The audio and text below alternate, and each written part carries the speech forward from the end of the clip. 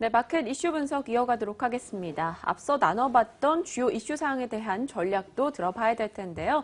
일단 페이팔이 중국 진출을 가속화하고 있다라는 전망이 나오고 있습니다. 어떤 영향이 있을지 전략 세워봐야겠죠? 네, 맞습니다. 그만큼 중국에서의 소비가 점차 성장하고 있다는 건데요. 네. 얼마나 좀 기대가 되는지 MTN의 김정우 연구위원 모시고 이야기 나눠보도록 하죠. 위원님.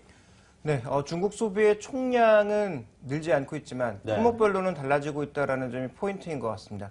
먼저 준비된 그림을 보시면 시진핑 정부 초기 5년 하에서는 개혁, 개방 이런 노선보다는 구조조정을 통해서 삶의 질을 높이고 추가적인 성장의 기틀을 마련하겠다라는 것이 기본적인 추이다 보니까 중국 사회에 만연해 있는 부정부패를 없애겠다라는 것이 정치권에서는 가장 중요한 구조조정의 핵심 요소고요. 산업 쪽에서는 공급 과잉을 조정하겠다라는 거죠. 준비된 그림을 보시면 실제로 부정부패를 조정하면서 사치품들의 주요 성장률이 모두 마이너스로 돌아서거나 아니면 급격하게 떨어지는 모습을 나타내고 있습니다.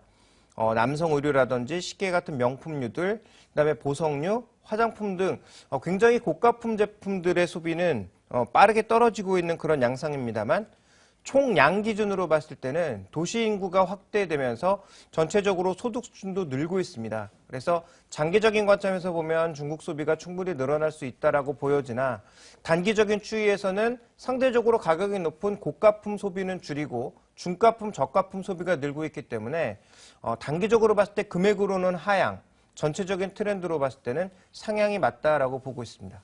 네, 일단 중국 소비하면 저는 생각나는 게 올해 내내 얘기했던 게 중국인들 밥솥 산다, 화장품 네, 산다, 분유 산다 이런 얘기였던 것 같아요. 네. 이런 것도 소비 트렌드 변화에 좀 반영이 되고 있는 건가요? 네, 어느 정도 반영되고 있다라고 봐야 되겠죠. 네. 중국의 지금 현재 산업 경쟁력을 우리가 정확하게 살펴보실 필요가 있는데 여러 번 말씀드린 적이 있습니다만 중국은 더 이상 가공무역을 하지 않고 있습니다. 그러니까 부품 소재 가져다가 조립만 해서 파는 과거 우리나라 7, 80년대 행위를 얼마 전까지 하다가 이제는 중국도 대부분 부품들이 국내에서 생산되거나 로컬 기업들의 성장이 빠르게 나타나고 있다는 거죠. 준비된 그림으로 확인해 보시면요. 먼저 업종별로 굉장히 차이가 나는데 정보통신 쪽에서는 거의 대부분의 부품을 중국이 로컬에서 공급을 하고 있고요. 생활가전도 마찬가지입니다. 로컬 기업들의 성장이 굉장히 빠르게 나타나고 있습니다. 그런데 이제 상대적으로 의류자파라든지 음식료라든지 기타 소비재와 같은 서비스 산업 쪽에 좀 가까운 그리고 메스티지 쪽, 필수 소비재 쪽에 가까운 이런 부품들의 전체적인 흐름은요. 지금 살펴보시면 인데 중국 로컬 기업들의 성과가 글로벌 기업들을 압도적으로 눌렀다라는 거죠. 그 관점에서 보면 중국에서 더 이상 이 내구 소비재 쪽, 가전이라든지 IT라든지 자동차 쪽에서 명암을 강하게 내밀기는 쉽지 않다. 성장을 크게 하기 쉽지 않다라는 것을 주목해 볼 필요가 있을 것 같고요. 또 하나의 트렌드는 이커머스 시장이 굉장히 빠른 속도로 성장하고 있다는 겁니다. 지금 알리바바를 중심으로 해서 중국 내에 여러 이 인터넷 사이트들이 활성화되고 있다는 점은 주지의 사실이고요.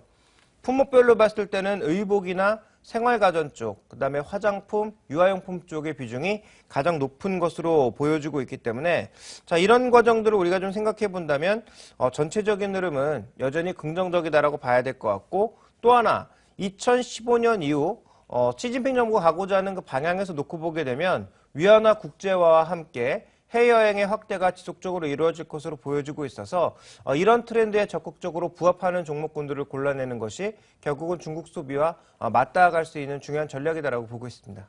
네, 이렇게 해서 중국의 소비 트렌드가 변화하고 있다라는 말씀을 해주셨는데 네. 이에 따른 종목들에 대한 전략이 필요하다고 방금 그렇죠. 강조해 주셨어요. 어떠한 종목들은 좀 살펴보는 게 좋을까요? 먼저 우리보다 더 앞서서 중국이 이 관광에 대해서 규제를 풀었던 국가가 있죠. 바로 홍콩이었습니다. 그럼 홍콩 기업들의 5년간 주가 상승률을 보면 어느 정도의 아이디어를 얻을 수 있다라는 결론에 도달하는데요. 준비된 그림을 보시면 최근 5년간 갤럭시라고 하는 카지노 기업이 무려 6,000%가 주가 상승했습니다. 그리고 그 퍼시픽홀딩스라든지 대부분이 카지노 종목이나 의류 종목군들의 평균 주가 상승률이 10배가 넘었고요. 그 다음에 또 제약주 이런 것들의 주가가 9배에서 5배 정도 올랐거든요. 그러니까 5년간 굉장히 홍콩 종목군들이 올랐던 이유는 홍콩만 있으면 이렇게 오를 수가 없었던 거죠. 중국인들이 엄청나게 방문하고 거기에서 소비를 해주면서 그와 관련된 기업들이 급증을 했다라고 봐야 될 것 같은데 이런 급등 양상이 국내에도 비슷하게 벌어지고 있죠. 그러다 보니까 최근에 중국 관련주에 대한 고퍼 논란이 계속 벌어지고 있는 건데요. 자, 이런 고퍼 논란 자체가 우리가 주목해야 될 건 어떤 거냐? 중국의 이제 성장률이 떨어지느냐? 중국에서 우리나라를 방문하는 사람들이 떨어질 때는 그 고퍼가 문제가 되는데 지금처럼 여전히 관광객 수도 늘고 트렌드 자체가 유지가 되고 있을 때는 고퍼 자체가 크게 문제가 되진 않는다.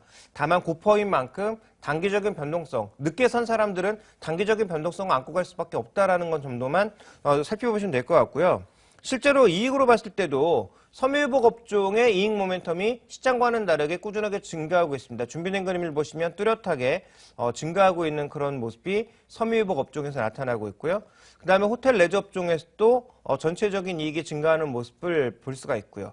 그 다음에 생활용품, 화장품 쪽에서도 여전히 이익이 증가할 것으로 예상이 되고 있습니다. 그러니까 시장의 전체적인 트렌드와 중국 관련 소비주들이 다른 모습을 보이고 있는 만큼 관련된 종목으로서는 카지노는 파라다이스와 GKL, 면세점 숙박 쪽에서는 호텔 신라, 섬유유복과 유통 쪽에서는 현대백화점이나 한섬 같은 종목군들을, 여행주 쪽에서는 여행은 아무래도 인바운드, 아웃바운드를 다 하려면 중국에 허가를 얻어야 되는데 그게 누구한테 떨어질지 알 수 없는 상황이기 때문에 항공주 중에서 자주 왔다 갔다 하는 사람들은 국적기보다는 저가항공사를 이용한다는 측면에서 AK홀딩스 같은 종목을, 화장품 쪽에서는 여러 번 언급드렸지만 아모레퍼시픽 그리고 코스맥스 외에는 저는 별 관심이 없고 중국과 연관도 없다라고 보고 있습니다. 그래서 이 중국의 매출이 정말 증가하고 있는 두 종목을 중심으로 여전히 대응하시는 게 좋다. 홍콩의 사례를 봤을 때 아직은 상승 여력이 남아있다. 이렇게 보고 있습니다. 네, 앞에 벌어진 사례를 파악을 해봤을 때 이익 모멘텀을 좀 가져갈 수 있는 종목군들 자세하게 종목 이름까지 거론해 주셨습니다.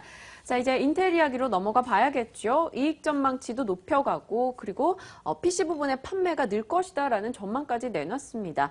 단순한 객기가 아닐까 이런 생각도 드는데요. 네네. 사실 가능한 시나리오일지 궁금합니다. 어떻게 보십니까?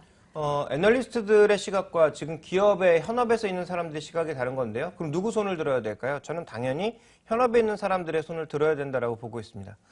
준비된 그림을 보시면 전체적으로 디램의 응용처 비중을 봤을 때 시간이 가면 갈수록 서버의 비중과 그 다음에 모바일 비중이 커집니다. 그러니까 모바일과 서버 쪽에서 성장이 이어질 수 있다면 실제로 디램 시장에 대해서는 그렇게 크게 우려하지 않아도 된다. 서버는 왜 늘어납니까? 빅데이터, 그다음에 여러 가지 IoT가 늘어나면서 그와 관련된 트래픽 처리량이 늘어나기 때문에 당연히 서버 용량이 증가할 수밖에 없는 상황이죠. 그리고 서버에서 더 빠른 속도를 요구하고 있기 때문에 용량 크기 자체의 증가보다는 SSD의 증가가 빠르게 나타나고 있다는 점을 살펴볼 필요가 있겠고요. 그 다음 이제 살펴봐야 될 건 이 서버 쪽의 움직임이 그 성장이 빨라지면서 스마트폰과 미디어 태블릿의 움직임은 상대적으로 줄어들기는 하나, 그럼에도 불구하고 주목해봐야 될 건 태블릿 쪽에서 최근에 베이트릴이라고 하는 인텔 제품들의 사용량이 늘고 있다는 점도 주목해볼 필요가 있겠죠. 반대로 애플과 삼성의 점유율은 떨어지고 그다음에 삼성 칩의 채택 강도도 삼성 제품이 아닌 다른 제품의 채택 강도는 점점 낮아질 가능성이 있다는 것도 살펴보실 필요가 있겠고요. 그 다음에 또 하나 이제 전망에서 살펴봐야 될 것은 스마트폰이 중저가폰 중심으로 계속 성장하고 있다는 것입니다.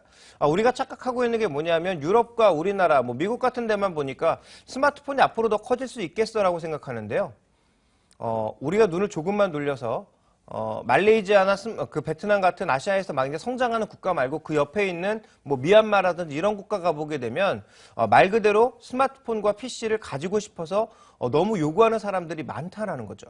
그러니까 우리 입장에서 보면 베트남만 가도 이제는 우리나라의 최신 폰 아니면 관심도 없습니다. 그러니까 지금 나오고 있는 갤럭시 노트4 이런 거 아니면 쳐다도 안 본다라는 거죠. 가격도 후려쳐야 산다라는 것입니다. 그런데 그 옆에 미얀마라든지 아니면 다른 국가, 라오스 이런 국가로 넘어가게 되면 불과 한 두세 대 정도 지난 삼성폰을 가지고 가도 엄청나게 선호한다라는 거죠. 그러니까 이런 그 선호도를 봤을 때 지금 애널리스트들이 보고 있는 안 좋은 시장만 보고 디램 시장은 안 될 거야, PC 시장 안 될 거야라는 보는 시각 자체가 저는 조금은 왜곡되지 않았나라고 판단하고 있고 오히려 인텔 쪽의 시각이 맞다라는 관점에서 본다면 저는 인텔과 SK하이닉스의 주가가 지금까지 이어온 강도만큼은 아니더라도 같은 방향으로 올라갈 수 있다라고 보고 있고요. 그런 관점에서 SK하이닉스는 여전히 홀딩, 조정시 매수 전략 이렇게 좀 봐야 될 것 같고요. 만약에 해외 증시 쪽에 직접 투자하신다면 인텔에 대한 투자 전략 자체도 긍정적으로 보고 있습니다. 네, 이렇게 해서 앞으로 모바일 시장에 대한 성장 기대감 여전히 반영하면서 인텔과 SK하이닉스 같은 반도체 업체들에 대해서 꾸준한 매수 의견을 제시해 주셨네요. 네. 이어서 국내 시장 이슈 확인해 보도록 하죠. 최근 적극적인 투자자들이 늘어나면서 대형주들의 자사주, 환원 정책이랄지 주주 환원 정책들이 인기를 끌고 있습니다. 이에 따라서 좀 주가도 상승세를 보여주고 있는데 향후 수혜주들을 꼽는다면 어떤 종목들이 있을까요? 네, 수혜주는 그냥 이렇게 큰 그림을 말씀드리면 현금이 많고요. 현금 창출 능력이 있는 기업입니다. 그러니까 지금 뭐 자기들이 아무리 주주환원 하겠다고 해봐야 매번 적전하는 기업이 어떻게 주주환원을 하겠습니까? 그래서 우리나라도 앞으로 점점 더 종목 쏠림이 심해질 가능성이 있다고 보고 있고요. 이 왜곡을 막기 위해서 거래소 측에서 새로운 지수를 만들어낼 필요가 있다고 보고 있습니다. 뭐 다 아시겠지만 미국에 몇천 개가 넘는 종목이 있는데 다우지수 30개 종목으로 지수를 평가하거든요. 그다음에 뭐 영국 뭐 이런 데 다 마찬가지죠. 영국급 100종목으로 평가하고요.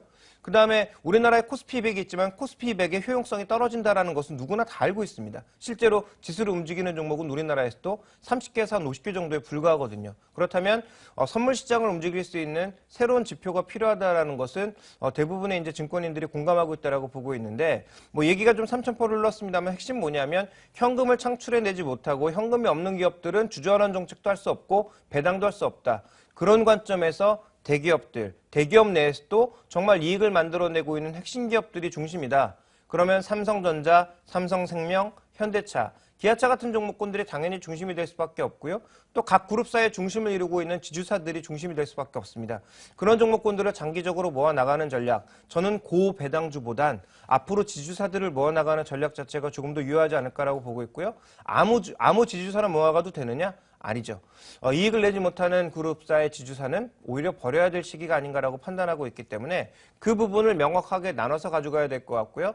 또 NC소프트를 비롯한 성장이 떨어지고 있는 기술주 영역의 종목군들도 주주환원 정책으로 빠르게 돌아서고 있다는 측면에서 장기 투자에는 유리한 측면이 있지 않나라고 보고 있습니다. 네, 주주 환원 정책을 펼치려면 일단 회사가 돈이 있어야 되고 네. 현금 흐름이 양호하게 흘러가고 있는 기업들의 지주사 쪽에 관심을 가져보자라고 저희 정리해 보겠습니다. 이제 오늘장 대응 전략 한번 넘어가 봐야겠죠. 네, 뉴스 잠깐 확인하시고요. 이어서 오늘장 선전략으로 이어집니다.